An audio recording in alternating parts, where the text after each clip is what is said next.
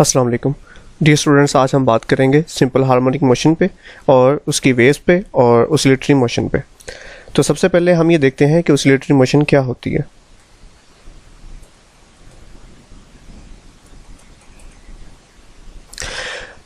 Oscillatory motion हम कहते हैं एक ऐसी मोशन को, या वाइब्रेटरी मोशन, ऑसिलेटरी मोशन को वाइब्रेटरी मोशन भी कहा जाता है। वाइब्रेटरी मोशन या ऑसिलेटरी मोशन एक ऐसी मोशन है जिसमें कोई भी ऑब्जेक्ट जो है एक खास पॉइंट के आगे पीछे हरकत करता है। इसको हम कह सकते हैं if a body moves back and forth और to and from motion about a fix point is called oscillatory oscillation. Vibratory motion में जैसे एक पेंडुलम है, पेंडुलम एक फिक्स पॉइंट के आगे पीछे कॉन्टीन्यूसली हरकत करता है, इसको हम कहते हैं ये वाइब्रेटरी मोशन है। सिंपल हार्मोनिक मोशन क्या होती है? Simple harmonic motion occurs when the net force is directly proportional to the displacement from the mean position and is always directed towards the mean position। Simple harmonic motion एक ऐसी motion है जो हमेशा किसी point के आगे पीछे हरकत करता हुआ ऑब्जेक्ट जो होता है उसके अंदर ये मौजूद होती है, और ऑब्जेक्ट का जो फासला है मीन पोजीशन से किसी एक तरफ, एक्सट्रीम पोजीशन की तरफ, मीन पोजीशन से जो फासला है वो डायरेक्टली प्रोपोर्शनल होता है फोर्स के, जो कि नेट फोर्स उसके ऊपर और लग रही होती है, और हमेशा उसकी जो डायरेक्शन होती है वो मीन पोजीशन की तरफ होती है। हमारे पास एक ऑब्जेक्ट है जो कि एक फिक्स पॉइंट के आगे पीछे हरकत कर रहा है। यहाँ पे जो ग्रीन लाइन है वो हमें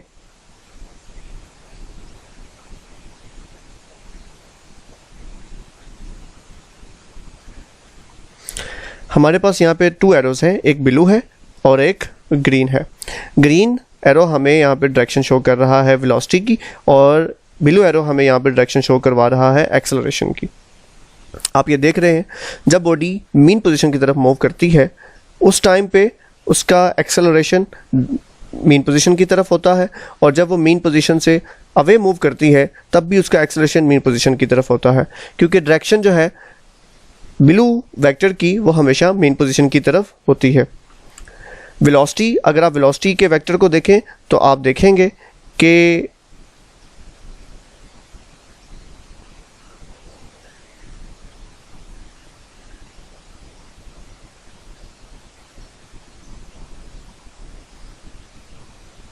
आप इसको देख रहे हैं, अगर आप ग्रीन वेक्टर को देखें तो आप देखें कि मैक्सिमम पोजीशन पे, जो इसकी एक्सट्रीम पोजीशन है वहाँ पे इसकी वेलोसिटी मिनिमम हो जाती है, और जैसे ही मीन पोजीशन पे आता है वहाँ पे वेक्टर की हाइट, जो लेंथ है वो मैक्सिमम हो जाती है। इसका मतलब ये है कि जो वेलोसिटी है वो मीन पोजीशन पे मैक्सिमम है और एक्सट्रीम पोजीशन पे मिनिमम है, क्योंकि वहाँ से उसने दोबारा से वो मूव करना शुरू कर देता है मीन पोजीशन की तरफ। लिहाजा हम ये कह सकते हैं कि जो वेलोसिटी है वो एक्सट्रीम पोजीशन पे मिनिमम होती है और मीन पोजीशन पे मैक्सिमम होती है, और जो एक्सेलरेशन है वो मीन पोजीशन पे मिनिमम है और एक्सट्रीम पोजीशन पे मैक्सिमम है।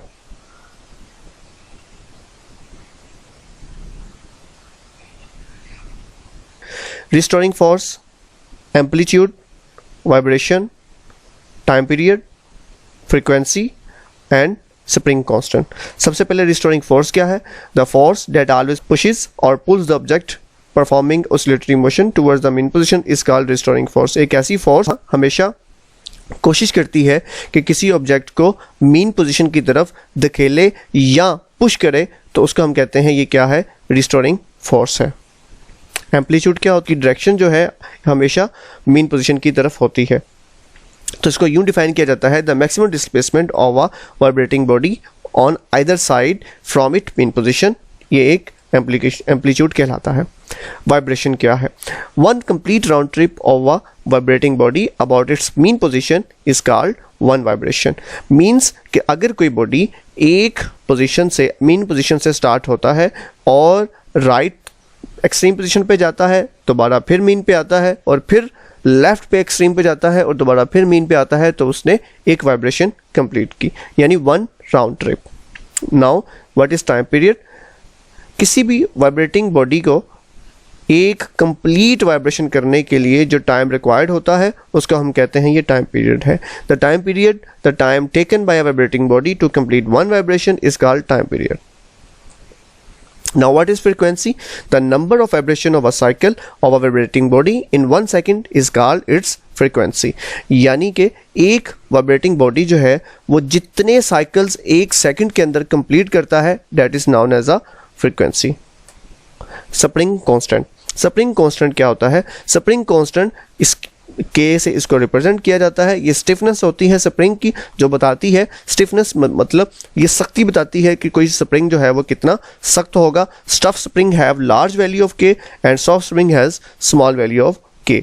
जो स्प्रिंग हार्ड होते हैं उनकी के की वैल्यू ज़्यादा होती है और जो स्प्रिंग सॉफ्ट होते हैं उनकी के की वैल्यू कम होती है.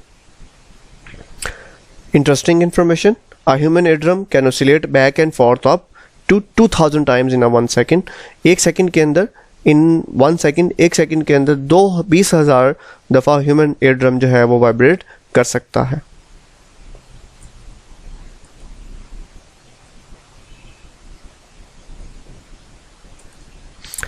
Now the related question to this article. इस आर्टिकल से रिलेटेड क्वेश्चन जो बोर्ड में आ सकते हैं. Define SHM. Where the difference between time period and frequency defines spring constant. At what point in SHM velocity is maximum and minimum?